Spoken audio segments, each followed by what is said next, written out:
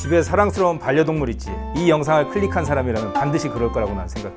나는 아무거나 먹어도, 나는 아무거나 입어도 괜찮지만 우리 댕댕이들, 우리 냥이들은 좋은 거 입혀주고 좋은 거 먹이고 싶고 또 좋은 경험만 시켜주고 싶은 우리 마음을 알지만, 그런데 이런 생각해 본 적 있어? 만약에 재난이 일어난다면, 불이 났다면, 홍수가 났다면 우리 댕댕이들, 우리 냥이들은 누가 지켜줄 거야? 안타깝게도 우리나라 법, 재난 및 안전관리 기본법에는 이 사람을 위주로 해놓은 거라서 반려동물에 대한 규정이 없어. 행정안전부가 운영하는 재난안전 포털에도 애완동물 재난대처법이 설명이 돼 있는데 이거 한번 읽어본 사람 있어? 하나만 한 얘기야. 더구나 우리나라는 대피소에 안내견 같은 봉사동물 외에 반려동물은 데리고 들어갈 수가 없게 돼 있어. 그래서 재난재해가 일어났을 때 우리의 소중한 반려동물을 지키고 싶어도 함께하고 싶어도 함께할 수 없는 생이별을 해야 되는 게 지금의 법의 현실이야. 그래서 현재로서는 동물보호센터에 입소를 시키거나 친인척들한테 맡기는 수밖에 다른 방법이 없어.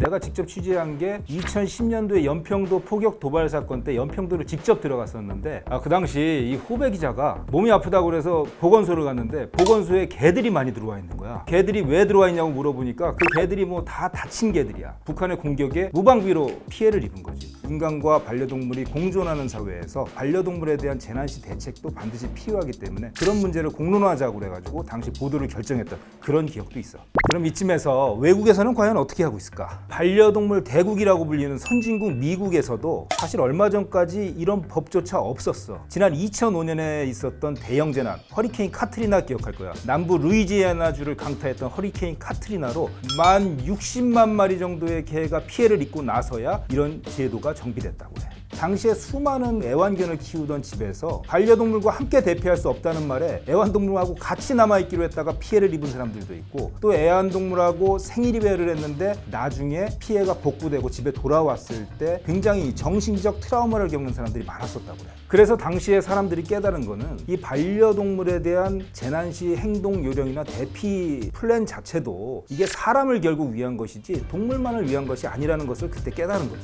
그래서 당시 미국에서 그제서야 반려동물 피난 및 운송에 관한 법률을 제정하게 된다고 해. 그리고 반려동물과 주인이 함께 대피할 수 있는 대피소를 마련하게 된 거지. 만약에 반려동물과 동반 피난이 불가능한 상황이라면 반려동물만 따로 보호를 해가지고 재난이 끝난 상황에 집으로 돌려보내주는 프로그램까지 운영을 하고 있다고 해. 일본도 10년 전 대지진을 겪었잖아. 그때 원전 폭발하고 쓰나미 때문에 일본 일부 지역이 완전히 초토화됐는데 주민들이 다 떠난 지역에 반려동물들만 남아가지고 떠도는 모습이 회자되고 했지. 그 이후로 일본도 반려동물 재대책을 발표했는데 반려동물하고 같이 대피소에 대피를 할 수 있게 했고, 재난 대피 요령을 7단계로 자세하게 규정을 해놨고, 그리고 반려동물 재위기 관리사라는 전문가도 양성하고 반려동물과 함께하는 대피 요령을 자세하게 규정했다고 해. 우리나라에서 동물복지와 관련된 정책사항은 아직도 부족한 상황이야. 재난재해가 일어났을 때 반려동물과 반려인들을 위한 정책이 하루빨리 마련이 돼서 비상상황에 인간과 동물이 공존할 수 있는 대비책을 마련하면 좋을 것 같아. 반려동물을 위한 재난재해 대비책은 지금 우리가 만들 수 있는 거야. 여러분의 좋은 아이디어가 있으면 댓글로 알려줘. 그럼 난 다음 난리로 또 찾아올게. 안녕. 재난지혜 시에 중국에서는 어떻게 해요? 중국에서도 개를 많이 키우지. 근데 중국에서는 사랑하는 반려동물을 지키는 재난재해 대비법에 대해 알려드립니다. 반려동물이 혼자 있을 때 재난이 발생할 것을 대비해 벽과 천장이 막힌 캔넬을 마련해주세요. 훈련을 통해 위험 상황에 몸을 숨길 수 있는 공간이라는 인지를 시켜주세요. 평상시에 양말이나 신발에 적응시켜주세요. 재난 대피 시 반려동물들이 양말이나 신발을 신어야 발이 다치는 것을 예방할 수 있습니다. 극도의 스트레스를 받는 재난 상황에는 반려동물이 반려인 주변 사람을 무는 사고가 빈번하게 일어납니다. 소형견, 대형견을 막론하고 입마개에 적응시켜주세요. 반려동물 식별용 마이크로칩이 있더라도 재난 상황에서는 인식이 어려울 수 있기 때문에 즉각적으로 확인할 수 있는 반려인의 정보 포함 인식표를 착용시켜주세요.